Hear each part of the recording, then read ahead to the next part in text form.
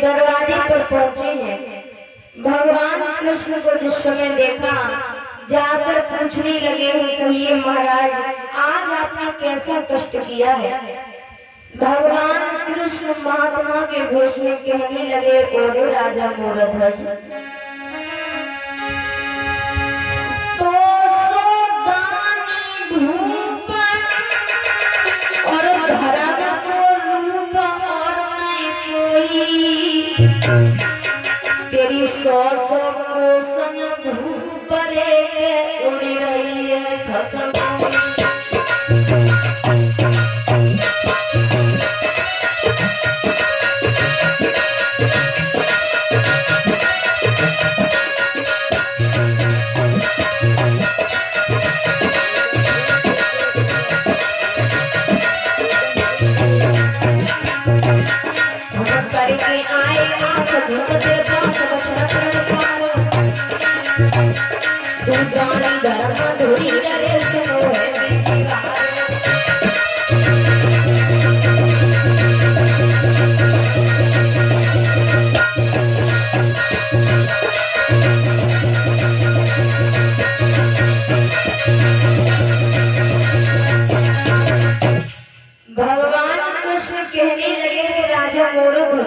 मैंने सुना है कि तुम तो बहुत बड़े दानी हो।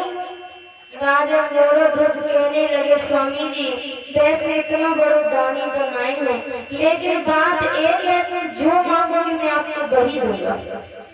मांग लीजिए भगवान, आज आपने क्यों कष्ट किया है। तो भगवान कृष्ण कहने लगे, सुनो राजा मोरध्वज, अरे तब हरि ने वचन उचारा,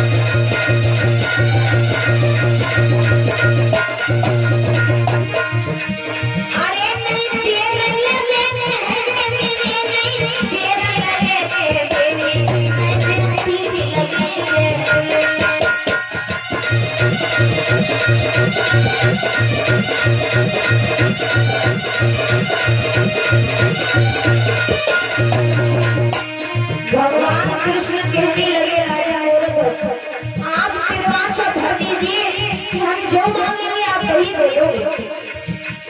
अरे फिर तिरवाचा भराई और सोबत गुरु की आई, आदि जगत भगवती।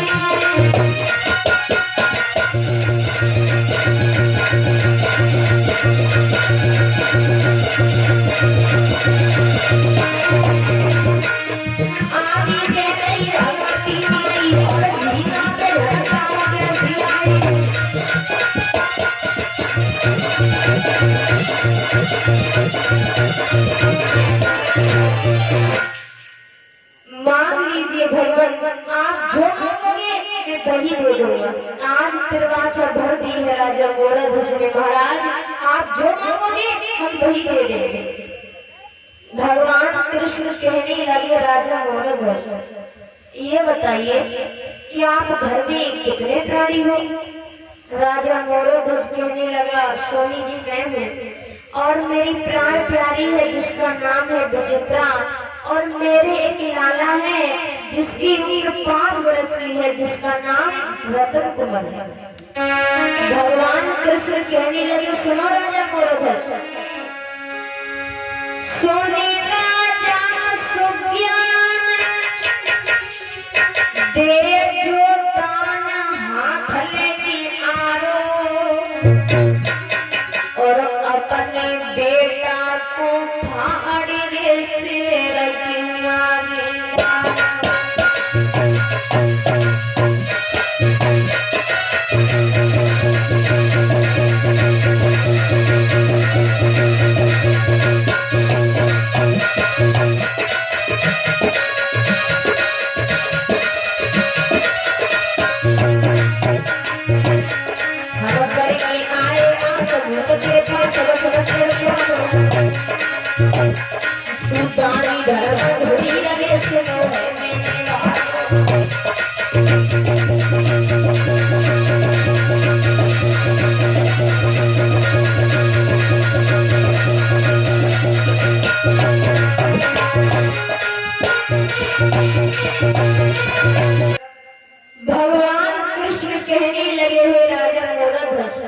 अपने 5 वर्ष के बेटा रतन कुमार को बीच से फाड़ के मेरे सिर के सामने डाल दिया। जो ये वचन सुने एकदम से राजा मोरध्वज कहने लगा, महाराज ये आपने क्या मांगा? नहीं, मैं अपने बेटा को तुम्हें नहीं दे पाऊंगा। और रो के राजा मोरध्वज बोले, महात्मा जी सुने संत के बिना और भरे जल में गिरा उचारी, और मेरे बेटा की महाराज रे उम्र है बिल्कुल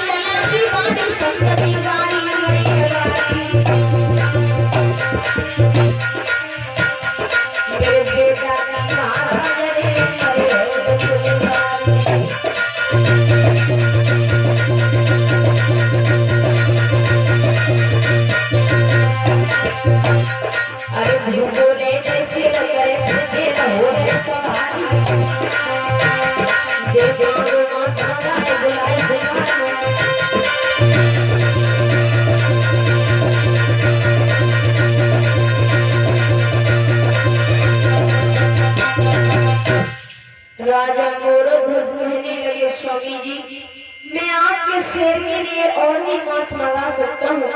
जो इतनी बात सुनी भगवान कृष्ण कहने लगे, अरे राजा मोरध्वज अगर ऐसे प्यास से मांस को हमारा शेर खाता तो हम तेरे दरबार पर क्यों आते? मेरा शेर मनुष्य का ही मांस खाता है। और सुन, ऐसे वैसे मांस को मेरे कभी न रखा है। मनुष्य मांस के हरे भगे में तो कहूँ सत्य समझाए। मेरा शेर मनुष्य का ही मांस खाता है। राजा मोरध्वज कहने लगे, स्वामी जी अगर आपका शेर मनुष्य का ही मांस खाता है तो मैं अपना मांस देने के लिए तैयार हूँ, लेकिन मैं अपने बेटा को तुम्हें नहीं दे पाऊंगा। एकदम से भगवान कहने लगे, अरे राजा मोरध्वज अरे तेरे ऐसे कठोर मांस को तो मेरा शेर सूंघेगा तक नहीं। राजा मोरध्वज तू सोच ले, अगर तू हाँ करता है तो ठीक है, और अगर ना करता है तो तेरा धर्म चला जाएगा। राजा मोरध्वज सोचने लगे, क्या करूं? यदि हाँ करता हूँ तो बेटा जाता है, और ना करता हूँ तो धर्म जाता है। राजा मोरध्वज सोचने लगे कि मेरे बेटा और भी पैदा हो सकता है, लेकिन धर्म जाकर के दोबारा वापस लौट कर नहीं आएगा। ये सोचकर राजा मोरध्वज ने कह दिया, महाराज हम तैयार हैं। जो इतनी बात सुनी एकदम से राजा मोरध्वज के दिमाग में झटका लगा, मैया से तो पूछी ना जाने बेटा 9 महीना गोद में रखो, बाकी का दशा होगी तो करी बारंबार प्रणाम लगो नतकीनी, और मेरी प्राण प्यारी नारी रे न पूजी बाबा।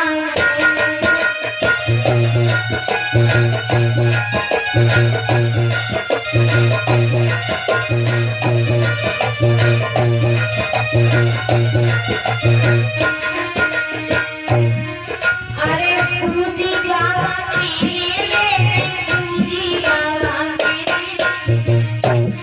मेरी प्राण प्यारी नारी रे न पूजी बाबा।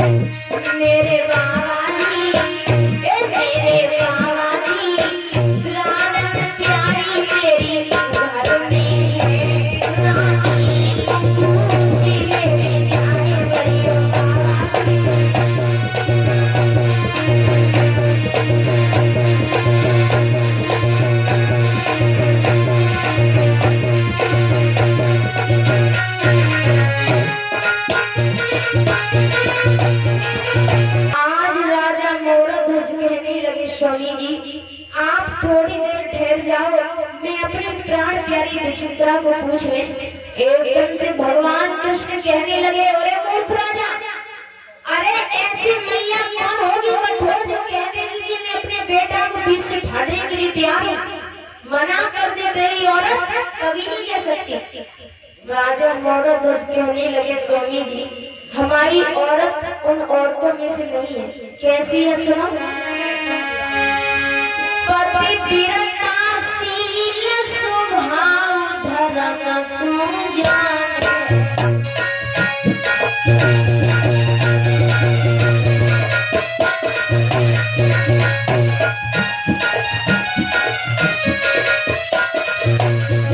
महाराज पतिव्रता शील स्वभाव धर्म को जाने।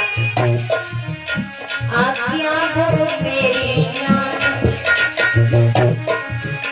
आज्ञा हो मेरी नाथ सब दिन माने। आज्ञा हो मेरी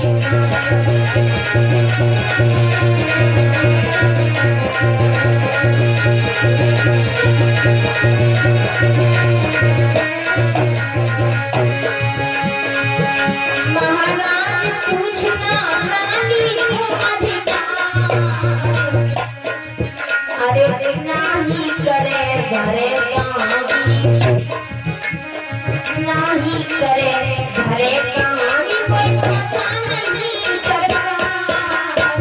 नहीं करे भरे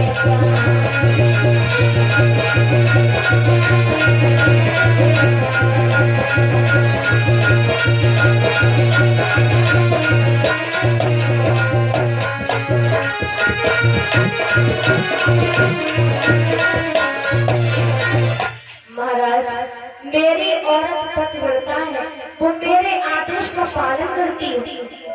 भगवान कृष्ण कहने लगे, अच्छा ठीक है राजा मौरध्वज जाइए, लेकिन बहुत जल्दी लौट कर आना। राजा मौरध्वज अपने आंगन के लिए चले।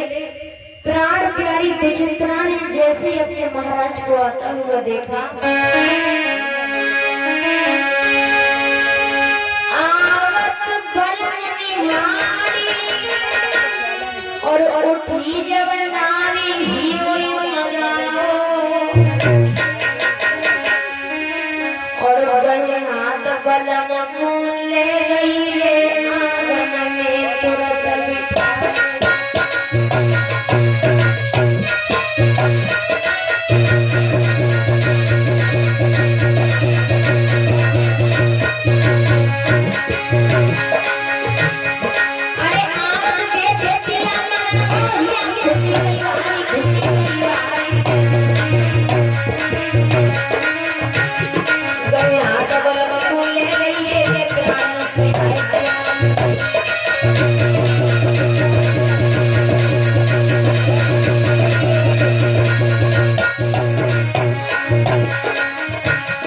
अरे उत्तम आसन ठाने लए बैठा किया है बलवान की दशा को धीरे धीरे पे गई।